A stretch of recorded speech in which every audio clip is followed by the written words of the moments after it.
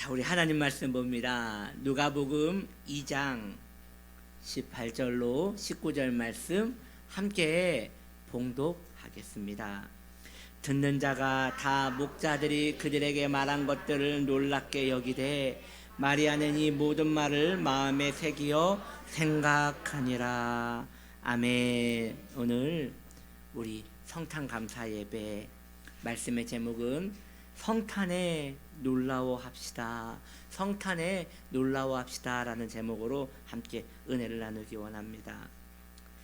어두운 저녁 목자들이 산에서 야영을 하며 양들을 지키고 있습니다.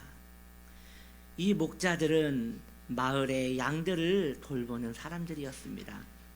풀이 많지 않은 중동 지역에서는 양들이 배부르게 풀을 뜯게 하려면 이렇게 마을에서 떠나 며칠이고 풀이 있는 곳을 찾아다녀야 했습니다. 그래서 우리가 잘 알다시피 창세기에 보면 요셉의 형들이 양들을 먹이기 위하여 집을 오랜 시간 떠나 있었다는 사실을 우리는 확인하고 있지 않습니까? 그러나 가족과 이렇게 마을을 떠나서 양들을 따라다니는 일은 쉬운 일이 아닙니다. 그래서 마을에서는 몇몇의 사람들을 고용하여 이렇게 양을 따라다니며 풀을 뜯기게 하는 것이에요. 몇몇의 사람들을 모아서 마을에 있는 온 양들을 그 사람들한테 맡기는 것이지요. 그리고 이 사람들은 그 양들을 데리고 다니면서 일정 기간 풀을 뜯기게 하는 것입니다. 이러한 일을 하는 목자들은 이스라엘 직업 중에 가장 힘없고 빼곡고 가난한 사람들이 하는 일들이었습니다. 추운 겨울 몇몇의 목자들이 가녀린 모닥불에 의지하여 몸을 녹이고 있었습니다. 집에서 가져온 딱딱한 빵을 뜯어 먹으며 몸을 녹이고 있을 때였어요. 갑자기 캄캄한 밤이 환한 대낮처럼 비추어졌습니다. 목자들이 어리둥절하여 하늘을 보니 천사가 하나님의 영광을 드러내며 목자들을 바라보는 것이 아니겠습니까? 목자들은 거의 숨도 쉬지 못하고 두려워서 이 광경을 숨죽여 지켜보고만 있었습니다. 그때 천사가 목자들에게 명령합니다. 너희들은 다윗의 동네에 가라. 너희들은 다윗의 동네로 가라. 그곳에 가서 강보에 쌓여 구유에 누워있는 아기를 찾으라. 그 다음 천사는 감당기 어려운 놀라운 소식을 목자들에게 알려주었습니다. 천사가 말합니다. 그 구유에 누워있는 아기는 메시아 그리스도이시니라. 할렐루야. 앞선 천사가 그의 말을 마치자 그 천사 뒤로 수많은 천군들이 나타나서 코러스를 아우르며 한 목소리로 찬양을 시작합니다. 아마도 이 세상에서는 볼 수 없는 가장 장엄한 성가대가 아닐까 싶습니다. 그 찬양의 가사에 우리 한번 귀를 기울여 봅시다. 제가 여러분들에게 이 가사를 말씀드릴 테니 여러분 또한 이 찬양의 가사에 이 천군들이 불렀던 이 찬양의 가사를 마음에 새기시기 바랍니다. 이 찬양의 가사는 이러합니다. 지극히 높은 곳에서는 하나님께 영광이요 땅에서는 하나님이 기뻐하신 사람들 중에 평화로다. 이 웅장하고 거대한 천사들의 찬양이 끝나고 갑자기 순식간에 목자들 앞에서 이 위대한 광경이 확 하고 사라집니다.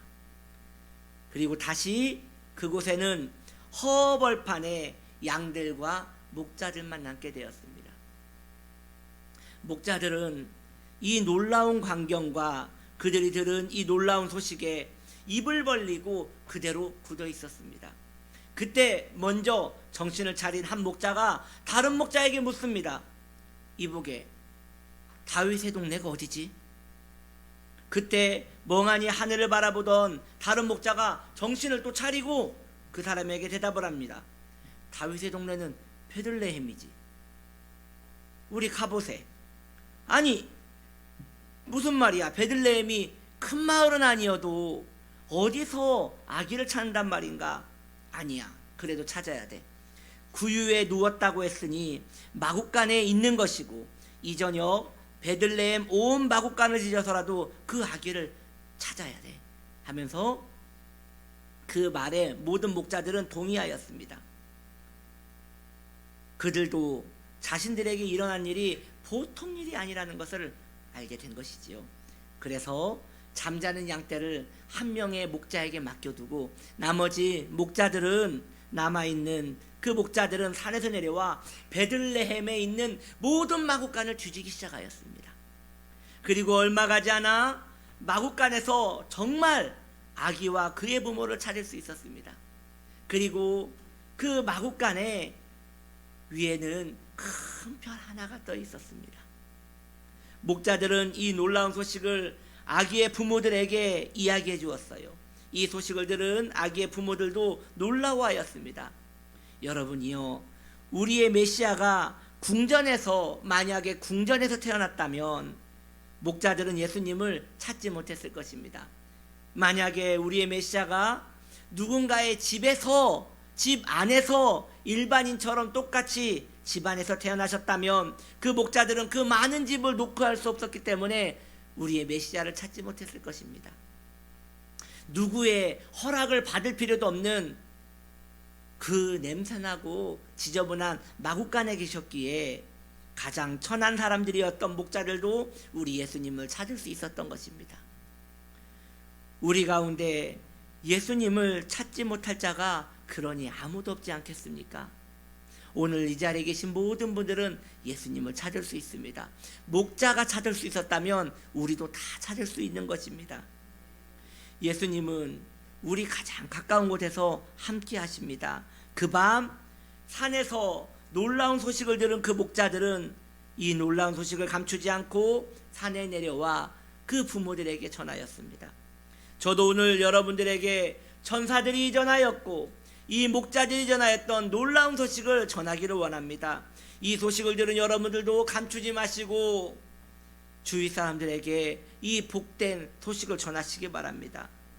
저는 오늘 두 가지 소식을 여러분들에게 전해드릴 것입니다. 첫 번째 소식은 예수님이 하나님께 영광이 되셨다는 것입니다. 할렐루야. 하늘에서는 영광이요 라고 했으니 우리 예수님이 하나님께 영광이 되셨다는 것이에요. 아담 이후로 모든 인간은 죄로 말미암아 멸망하게 되었습니다. 그들은 아직 살아있다 하더라도 결국 멸망할 사람들이었어요. 왜냐하면 죄의 싹은 사망이기 때문입니다. 사랑이 많으신 하나님께서는 인간의 이 죄의 문제를 고민하셨고 해결하시기를 원하셨습니다. 왜냐하면 인간은 이 죄의 문제를 절대로 인간들이 해결할 수 없었기 때문입니다. 인간의 죄를 해결하기 위해서는 죄가 없는 인간에게 그들의 죄를 전가시켜야 했는데 모든 인간이 죄인이니 누가 누구의 죄를 전가하고 전가받는단 말입니까?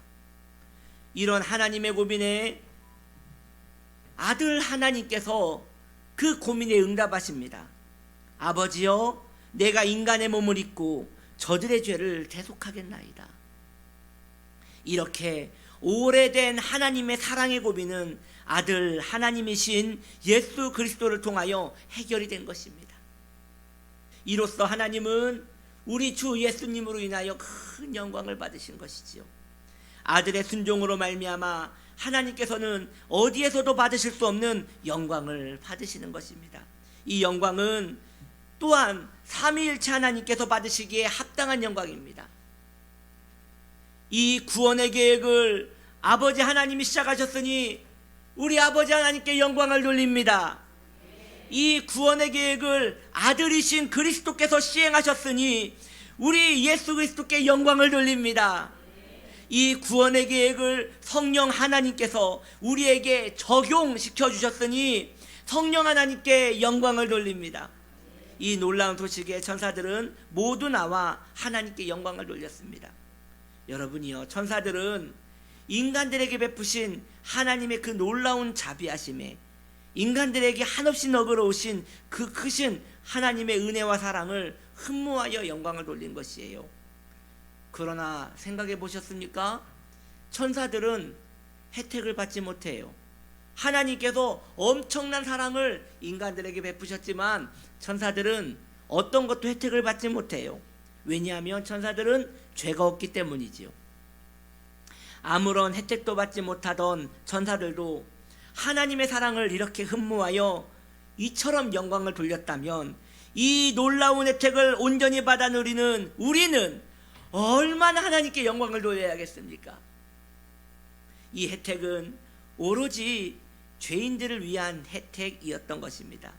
그러므로 다시금 말씀드리오니 우리는 천사보다 하나님께 더 큰 영광을 돌려야 할 당사자인 것이에요. 이 놀라운 구원을 시작하신 우리 하나님께 영광을 돌립시다. 할렐루야. 두 번째 소식을 말씀드립니다. 하나님이 기뻐하신 사람들 중에 평화라고 하였습니다. 하나님이 기뻐하신 사람들 중에 평화가 임하였습니다. 이것이 놀라운 두 번째 소식입니다. 메시아 되신 우리 아기 예수님은 이 땅에 여러분 누구를 위하여 오셨습니까? 온 인류를 위하여 오셨습니까? 그렇지 않습니다. 저는 이 사실을 여러분들에게 알려드립니다. 오늘 성경을 통하여 여러분들에게 알려드리기 원합니다.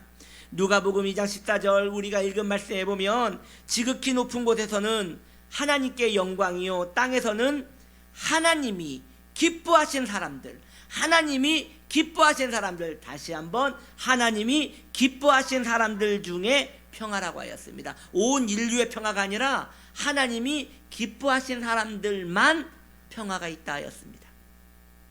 온 인류가 아니에요. 그렇습니다. 예수님께서는 이 땅에 하나님이 기뻐하신 사람들을 위하여 오신 것입니다. 그렇다면 누가 하나님이 기뻐하신 사람들입니까? 바로 회심하여 하나님의 자녀가 된 사람들이 하나님이 기뻐하시는 사람들인 것입니다.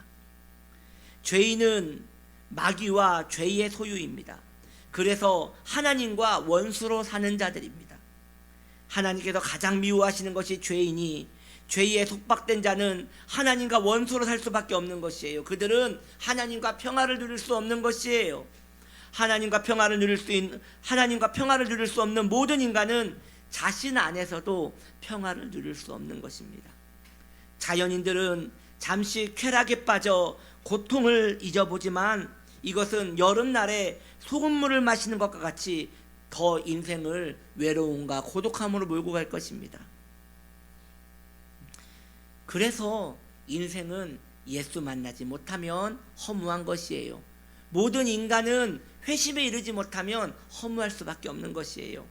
인생에게 가장 평화로운 시간은 회심하여 하나님과 화평의 관계를 가지는 것입니다.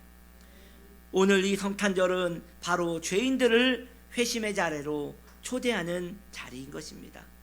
가장 먼저 메시아를 찾은 사람들이 오늘 본문의 주인공인 목자들이었다는 사실을 기억하십시오. 그들은 이스라엘에서 가장 힘이 없고 소망이 없으며 가장 비천한 자들이었습니다. 그런데 그들이 예수님의 첫 번째 손님이 되었습니다. 여러분 가운데 이러한 생각을 하시는 분이 있으십니까? 나 같은 죄인을 예수님이 받아주실 것인가? 나처럼 무능한 자를 주님이 받아주실 것인가? 나처럼 정욕적인 사람을 예수님이 받아주실 것인가? 누구든지 나아오십시오. 평화의 왕께서 여러분을 받아주실 것입니다. 진심으로 마음에 무릎을 꿇으시고 평강의 왕께 경배하시기 바랍니다. 그리고 엎드려 이렇게 간구하십시오.